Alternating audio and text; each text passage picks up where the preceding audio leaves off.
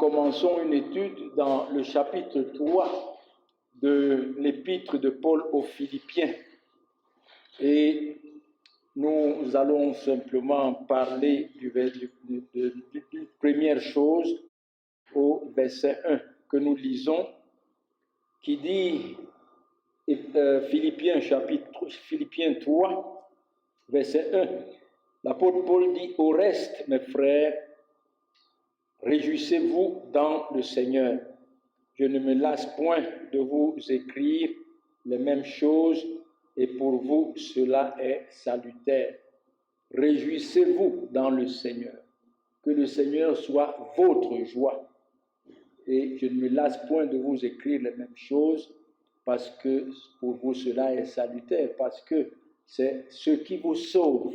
Et qu'est-ce que l'apôtre Paul ne cessait de leur écrire? Il ne cessait de les ramener au pied de la croix de Christ. Il ne cessait de leur proclamer le Christ crucifié à travers tous ces écrits, parce que c'est là que se trouve le salut. C'est lui qui sauve. Et en dehors de lui, il n'y a point de salut ailleurs.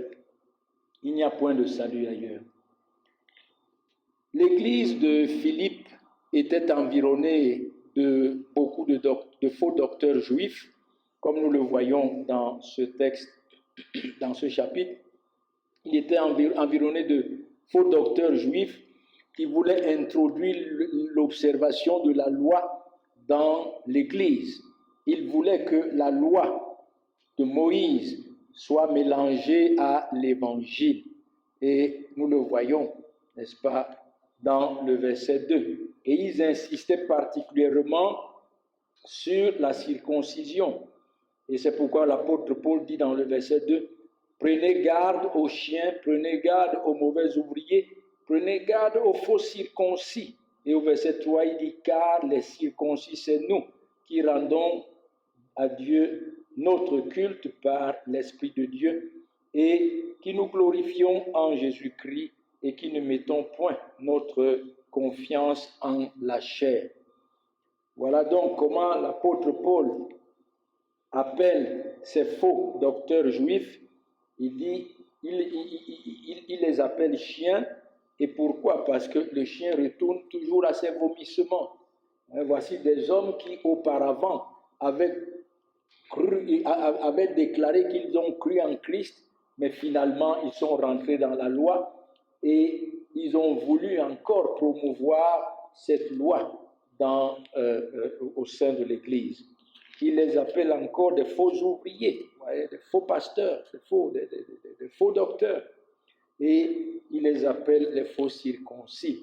Voyez, des hommes et des hommes qui croyaient que c'est eux qui sont de véritables enfants d'Abraham, mais l'apôtre Paul dit que les véritables enfants que Dieu a promis à Abraham, c'est ceux qui sont en Jésus-Christ et qui glorifient Dieu, non pas par la loi, mais par la régénération de l'esprit, par le sacrifice de Christ, et qui ne se reposent pas sur la loi, sur leurs œuvres, sur leur obéissance. Et c'est pourquoi l'apôtre Paul exhorte l'Église à demeurer en Christ et la met en garde contre ces faux docteurs-là. Et pour cela, l'apôtre Paul leur écrit et dit premièrement, « Réjouissez-vous dans le Seigneur. » Oui, chers frères, la véritable joie, le véritable bonheur que Dieu donne à ses élus ne peut être obtenu par la mise en pratique de la loi de Dieu, car la Bible est claire, la loi n'a rien amené à la perfection, et c'est pourquoi il a fallu encore un autre souverain sacrificateur selon l'ordre de Melchisédek, notre Seigneur et Sauveur Jésus-Christ, qui, lui, a donné satisfaction à la loi de Dieu et par son sacrifice a payé la dette du péché de son peuple. C'est par lui et en lui seul que se trouve une véritable joie et le bonheur véritable dont Dieu a donné à ses élus à travers son œuvre accomplie sur la croix. La joie des élus, ce bonheur des élus ne peut venir des choses de ce monde. Pas vraiment des choses de ce monde, ne peut pas venir de leur abondante richesse, ne peut venir de leur réussite, ne peut venir de leur grande capacité morale, physique, intellectuelle. Il ne peut venir des choses périssables, des choses passagères. Mais ce bonheur, c'est le Seigneur et Sauveur Jésus-Christ lui-même et son œuvre accomplie sur la croix. C'est pourquoi l'apôtre Paul dit « Réjouissez-vous dans le Seigneur ». C'est lui qui est la joie de son peuple. C'est lui qui est la joie de son peuple. Une joie qui demeure, quels que soient les temps, quels que soient les moments, quelles que soient les circonstances et les changements. Cette joie demeure. Et c'est cela que nous voyons, l'apôtre Paul, c'est de cela que nous voyons l'apôtre Paul parler concernant nos frères des églises de la Macédoine, où était même située l'église de Philippe. L'église de Philippe fait aussi partie des églises de la Macédoine. Et l'apôtre Paul nous parle de la joie qui animait ces hommes, une joie qui demeure, quels que soient les temps, les moments, les circonstances. Lisons-le dans 2 Corinthiens, chapitre 8. 2 Corinthiens, chapitre 8. Ici, il s'agit de la collecte que l'apôtre Paul a demandé aux églises de la Macédoine pour venir en aide à leurs frères de l'église de Jérusalem qui connaissaient des difficultés. Et il donne donc le compte rendu de ce qui s'est passé dans les églises de la Macédoine ici. Il dit au verset 1, 2 Corinthiens chapitre 8, il dit « Nous vous faisons connaître, frères, la grâce de Dieu qui s'est manifestée dans les églises de la Macédoine. À travers la grande épreuve de leur affliction, leur joie débordante et leur pauvreté profonde ont produit avec abondance de riches libéralités de leur part. » Voilà comment l'apôtre Paul décrit la situation de ces hommes. Mais nous voyons que cette joie qui vient de Christ, cette joie dont Christ lui-même est, demeure quels que soient les temps, les moments, les circonstances. Et c'est pourquoi il dit, je vous fais connaître, nous vous faisons connaître la grâce de Dieu qui s'est manifestée. Ça veut dire comment est-ce que Christ s'est manifesté dans les églises de la Macédoine. À travers leurs grandes épreuves et leurs afflictions, c'est des églises qui connaissaient beaucoup d'épreuves et beaucoup de souffrances, diverses afflictions, parce que c'est au pluriel. Leur joie débordante et leur pauvreté ont produit avec abondance des riches libéralités de leur part. Voyez mes amis, ces hommes connaissaient beaucoup d'épreuves et beaucoup d'afflictions, mais voici le miracle que Christ opère dans les cœurs dans lesquels il vit. Une joie débordante au milieu des épreuves, au milieu des souffrances, au milieu des afflictions, leur joie était débordante. Une joie qui demeure, une joie qui ne fléchit pas selon les moments, selon les circonstances, mais une joie qui demeure. Et c'est ça la vérité. Le Seigneur Jésus-Christ est le même hier, aujourd'hui et éternellement. Que ce soit dans la souffrance, dans les cœurs dans lesquels il vit, il reste le même. Et il se manifeste de la même façon. de la même façon. Les cœurs sont pleins de joie, les cœurs sont pleins d'espérance, les cœurs sont pleins d'amour, les cœurs sont pleins de paix, les cœurs sont pleins de repos. Leur joie débordante et leur pauvreté profonde. Ces hommes, non seulement ils avaient ils étaient dans des épreuves dont l'apôtre Paul n'explique pas, ne définit pas, mais ils étaient aussi dans la pauvreté. C'étaient des hommes qui vivaient une pauvreté, l'apôtre Paul le dit, profonde. Mais le miracle, la grâce, ils ont avec abondance produit de riches libéralités. Ça veut dire qu'ils ont donné richement pour les frères de Jérusalem.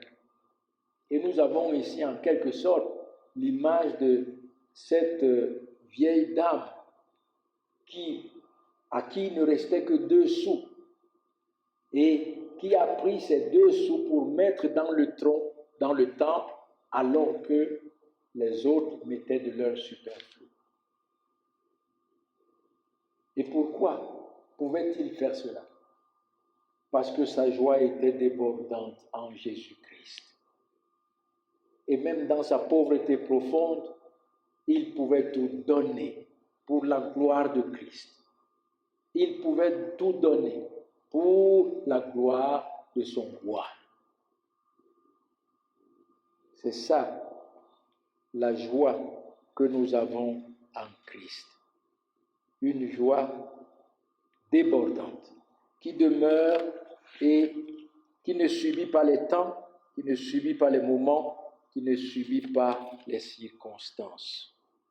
Et nous voyons donc premièrement que la joie des élus, premièrement, vient de la grandeur et de la grandeur de la personne de notre Seigneur et Sauveur Jésus-Christ et de sa gloire. C'est là, premièrement,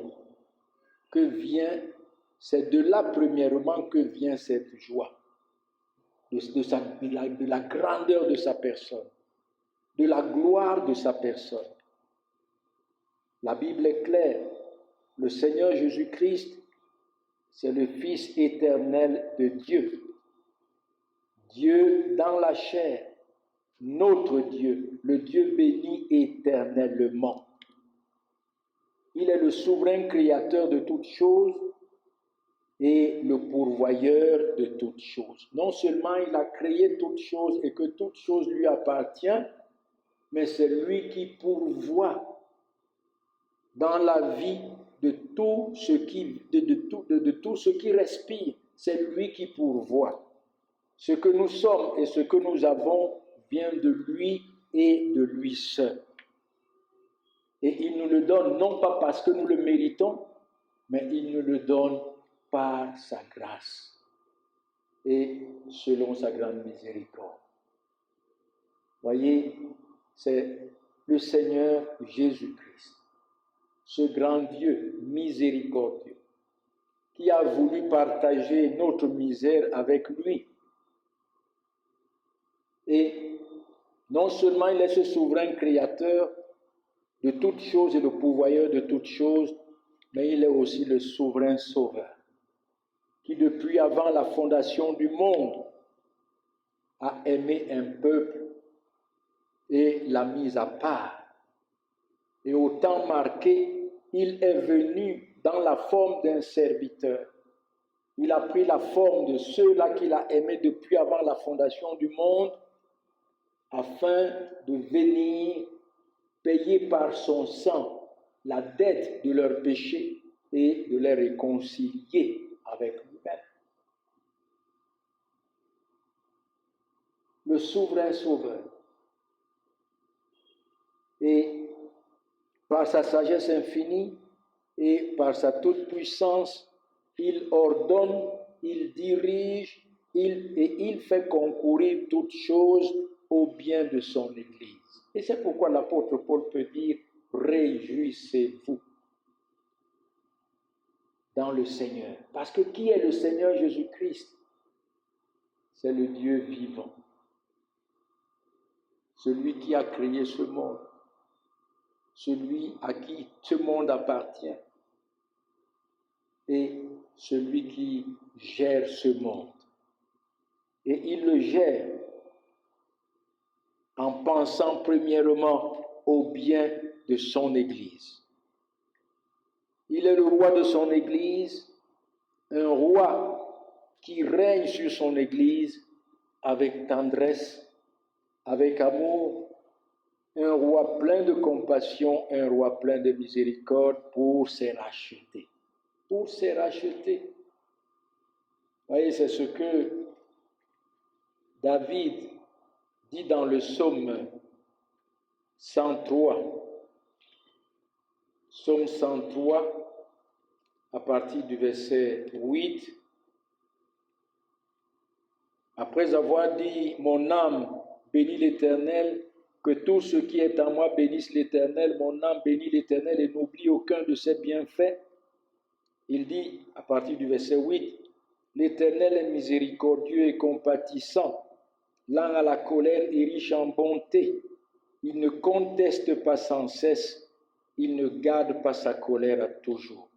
Oui, dans sa grande miséricorde et selon sa grande compassion, il n'a pas gardé sa colère, mais il est venu comme un serviteur afin d'apaiser la colère de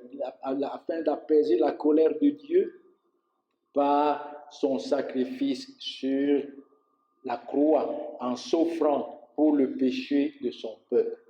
Voyez, c'est ce que l'apôtre Paul nous dit encore dans Colossiens chapitre 1 et le verset 19. Colossiens chapitre 1, verset 19, il dit « Car Dieu a voulu faire habiter toute plénitude en lui, en Jésus-Christ. Il a voulu par lui tout réconcilier avec lui-même, tant ce qui est sur la terre que ce qui est dans les cieux, en faisant la paix par lui, par le sang de sa croix. Et vous qui étiez autrefois étrangers, ennemis par vos pensées et par vos mauvaises œuvres, il vous a maintenant réconciliés par sa mort dans le corps de sa chair, pour vous faire paraître devant lui saint, sans défaut et sans tache. » Voilà comment est-ce que, dans sa grande compassion, dans sa grande miséricorde, en fait, comment il a manifesté sa grande compassion et sa grande miséricorde à son peuple. Et nous continuons dans la lecture. Il dit, il ne nous traite pas selon nos péchés, il ne nous punit pas selon nos iniquités. Pourquoi? Parce qu'il a porté nos iniquités dans les jours de sa chair et il en a payé le prix afin que nous soyons totalement délivrés, afin que nous recevions le pardon, un plein et parfait pardon dont Dieu ne se souviendra plus d'un seul des péchés de son peuple. Il continue, verset 11, « Mais autant les cieux sont élevés au-dessus de la terre, autant sa bonté est grande pour ceux qui le craignent. » Pouvez-vous mesurer les cieux, la distance qui sépare les cieux de la terre? Alors, c'est ainsi que la bonté de Dieu est grande, une bonté infinie envers ses rachetés. Autant l'Orient est éloigné de l'Occident, autant il nous éloigne de nos transgressions. Je le disais maintenant. Vous voyez, la Bible dit dans Hébreux, il dit, « Je ne me souviendrai plus de leurs péchés, je ne me souviendrai plus de leur iniquité. » Et il compare cela à l'Orient et à l'Occident. L'éloignement qui est infini de l'Occident à l'Orient, c'est ainsi que de manière infinie, Dieu nous a pardonné de manière infinie et parfaite, complète. Il a pardonné le péché de son peuple. Et il continue de dire, verset 13, « Comme un père a compassion de ses enfants, l'Éternel a compassion de ceux qui le craignent. » Comme un père a compassion de ses enfants, il est le père de cette famille qu'il s'est fondée, non seulement par son dessein éternel, en choisissant, en aimant dans sa grâce en Jésus-Christ, mais qu'il a amené au monde par le sang, par son sang qui a coulé sur la croix lorsqu'au temps marqué, il est venu sous forme de serviteur pour racheter cette famille-là. Et le verset 14 dit, « Car il sait de quoi nous sommes formés, il se souvient que nous sommes poussière. » Il sait de quoi nous sommes formés. Voyez mes amis, c'est cela, ce grand roi qui règne sur son Église avec tendresse, avec amour, plein de miséricorde et plein de compassion. Qui est-il encore? Dans sa toute-puissance, il garde son Église par la foi pour le jour de son avènement, pour l'héritage de la gloire qu'il l'a réservé à son Église là-haut. Et enfin, il est le bon berger qui marche devant son peuple, le bon berger qui prend soin de son peuple, le bon berger qui est l'assurance et la sécurité de son peuple. Et c'est pourquoi l'apôtre Paul dit, « Réjouissez-vous dans le Seigneur. » Oh, si le Seigneur Jésus-Christ est véritablement ce que nous venons de voir, quelle joie et quelle allégresse doit remplir le cœur de ceux qu'il a rachetés par son sang sur la croix. De ceux-là qu'il a dit,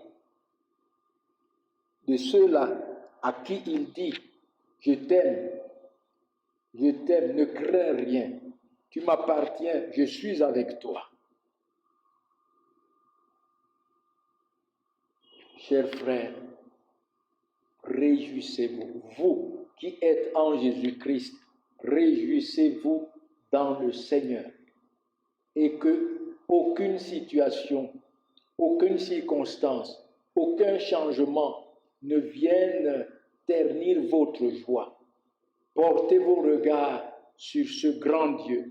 Portez votre regard sur ce Dieu glorieux et demeurez dans sa paix, demeurez dans sa joie, demeurez dans son repos.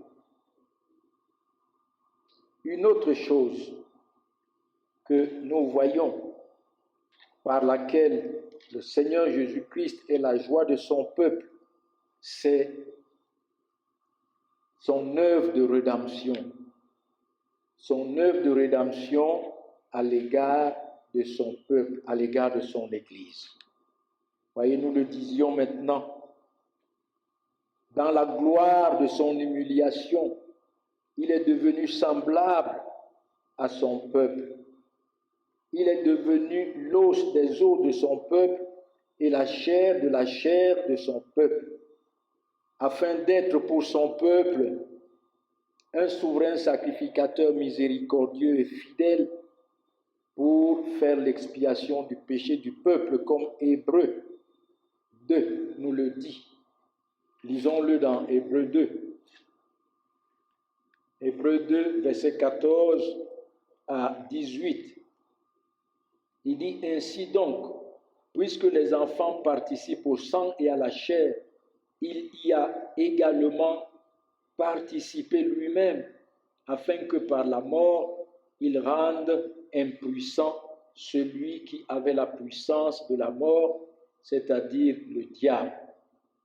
Oui, puisque ces enfants qu'il a choisis depuis avant la fondation du monde, qu'il a aimés, sont des hommes de chair et de sang, il leur a ressemblé aussi, il s'est identifié à eux en devenant l'un d'eux, en devenant un serviteur, comme un serviteur, en prenant la forme d'un homme et en devenant comme un serviteur, afin de souffrir, de mourir pour le péché de son peuple et de délivrer son peuple de la puissance du diable. Verset 15, ainsi il délivre tous ceux qui, par crainte de la mort, étaient toute leur vie retenus dans la servitude. Oui, son peuple, son Église était retenue dans la servitude, dans la crainte de la mort qui attend tous les pécheurs.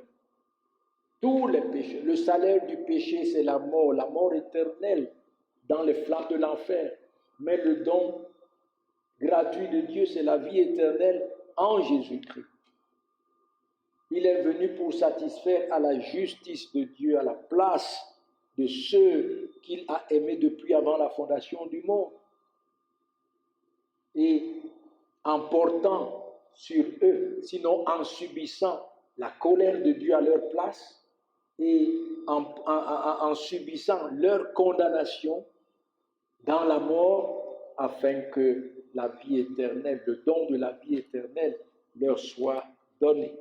Et c'est pourquoi il dit au verset 16, « Car assurément, ce n'est pas à des anges qu'il vient en aide, mais c'est à la postérité d'Abraham. » Ça veut dire à cette postérité que Dieu a promise à Abraham à partir de Genèse 15.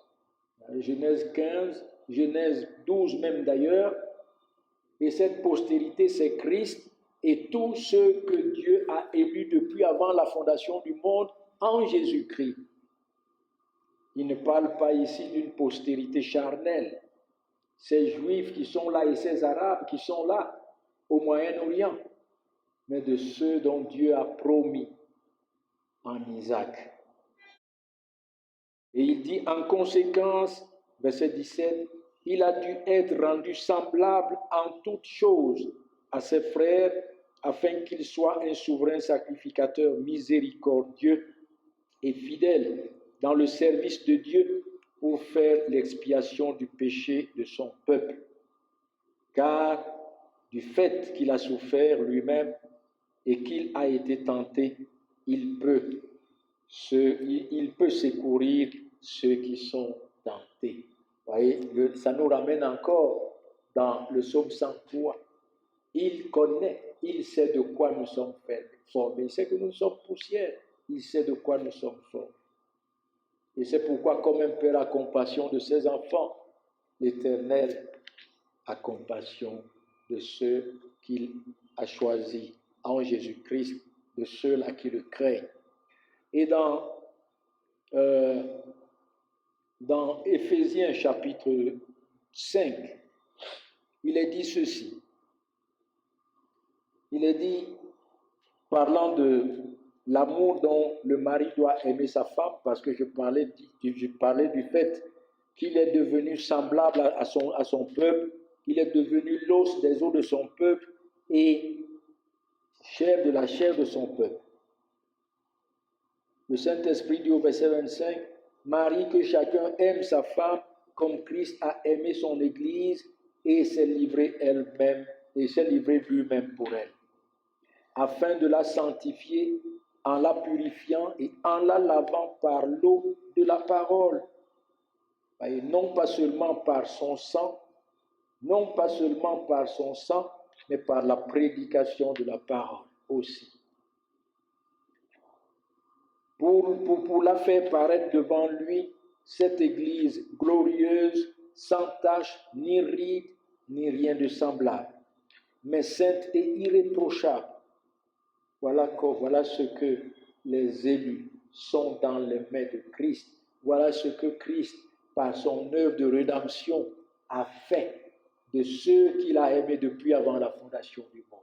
Et c'est pourquoi l'apôtre Paul dit, « Réjouissez-vous dans le Seigneur. » Voyez mes amis, pendant que dans ce monde, il y a des hommes qui croupissent encore et qui gisent dans leur péché, morts dans leur péché, et qui sont destinés aux flammes éternelles, ceux qui sont en Jésus-Christ ont été lavés par son sang, purifié par son sang, rendu glorieux, sans tache, ni ride, ni rien de semblable, mais saint et irréprochable.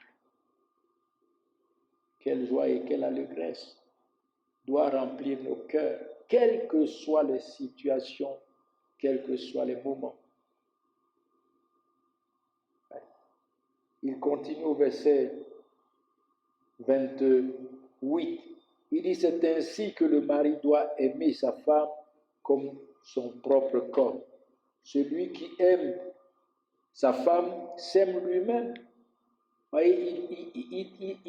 Pour nous enseigner quoi? C'est ainsi que Christ aime son Église, comme il s'aime lui-même.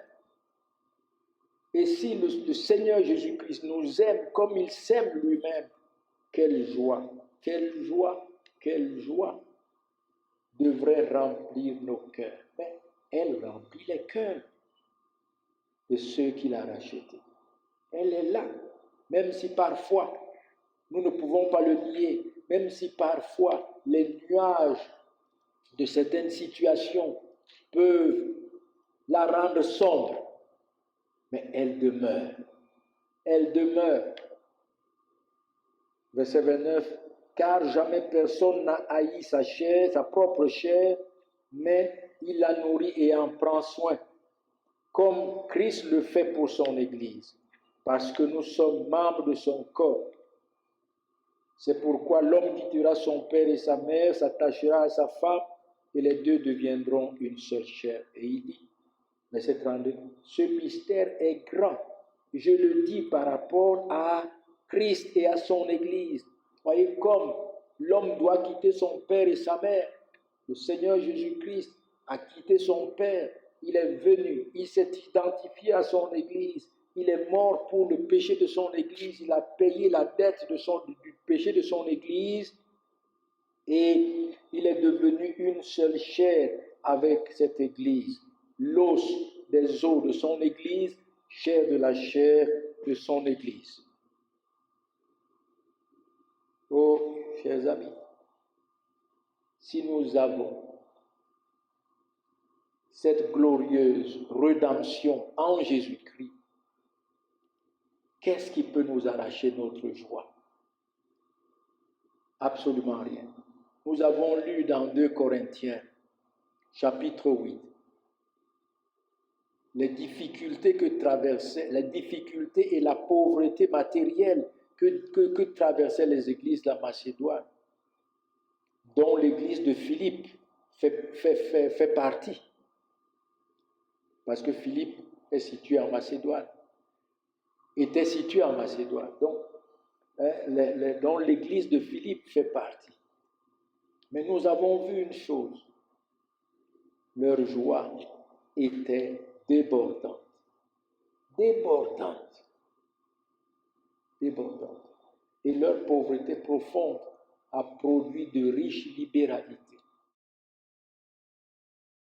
C'est ça, ce que notre Seigneur Jésus-Christ a fait de nous. Un peuple heureux, un peuple dont le bonheur ne peut être comparé au bonheur des hommes du monde, qui tirent leur bonheur des choses périssables, qui tirent leur bonheur des choses matérielles, qui tirent leur bonheur et un bonheur qui ne dure qu'un temps. Mais notre bonheur en Jésus-Christ, notre joie en Jésus-Christ est éternelle. Parce qu'il est éternel lui-même. Lui qui est notre joie. Et non seulement cela, voyez, nous le voyons encore par sa vie parfaite et par son sacrifice.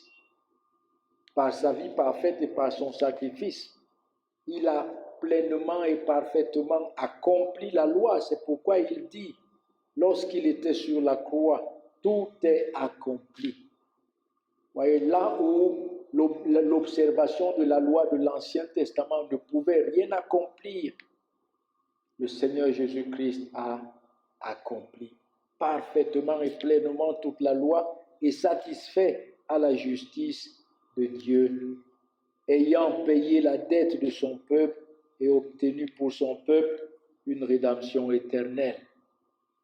Lui qui n'a point connu de péché, s'est chargé du péché de son peuple, afin que son peuple devienne en lui, par sa mort, justice de Dieu. C'est ce que 2 Corinthiens chapitre 5 et le verset 21 nous dit. Il dit, celui qui n'a point connu de péché, il l'a fait devenir péché pour nous, afin que nous devenions en lui justice de Dieu. Là où la loi ne pouvait satisfaire à la justice de Dieu, le Seigneur Jésus-Christ l'a parfaitement et pleinement satisfaite. Et c'est pourquoi l'apôtre Paul nous met en garde. Il dit, prenez garde des chiens, prenez garde des mauvais ouvriers, prenez garde des faux circoncis, ces hommes qui veulent encore nous ramener dans la loi pour chercher notre justification dans la loi. Et par la loi, la Bible dit Christ est la fin de la loi pour ceux qui croient, c'est-à-dire pour ceux qu'il a rachetés. Et par sa vie parfaite, une autre chose, par sa vie parfaite et son sacrifice, il est assis à la droite de la majesté divine et il intercède pour son Église. Il intercède pour son Église. Nous chantons un cantique, le cantique numéro 20 dans les chants de victoire. Oh, quel bonheur de le connaître, l'ami qui ne saurait changer, de l'avoir ici-bas pour maître et pour défenseur. Oh, quel bonheur de le connaître, quelle joie d'être en Jésus-Christ. Quelle joie d'être en Jésus-Christ. Voyez, la joie des élus ne peut venir de la loi, elle ne peut venir des choses de ce monde, mais elle vient de l'œuvre efficace et parfaite de la rédemption que le Seigneur Jésus-Christ a accomplie pour ses élus. Une autre chose et une dernière, la joie des élus vient des précieuses promesses de Dieu en Jésus-Christ. Les précieuses promesses de Dieu en Jésus-Christ. Et la première de ces promesses, c'est son glorieux retour. Vous voyez, dans son glorieux retour, l'Église de Christ l'attend en toute patience et persévérance.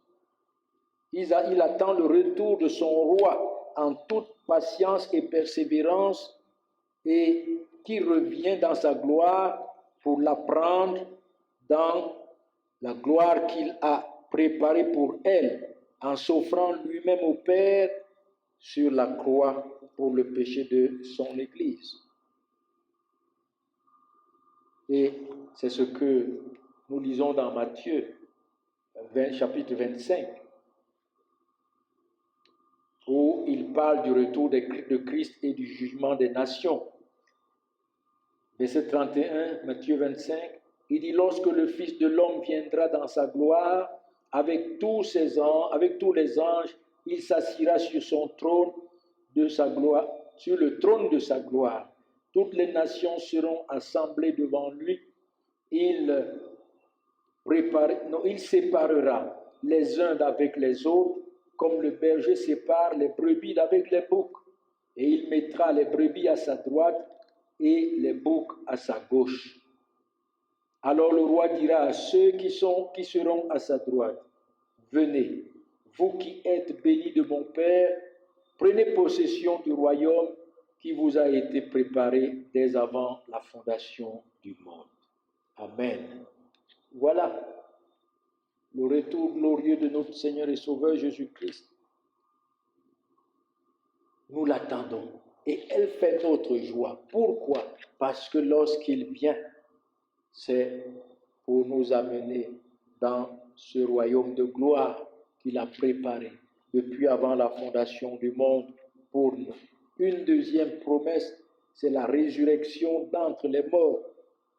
L'apôtre Paul nous dit dans Romains, chapitre 8,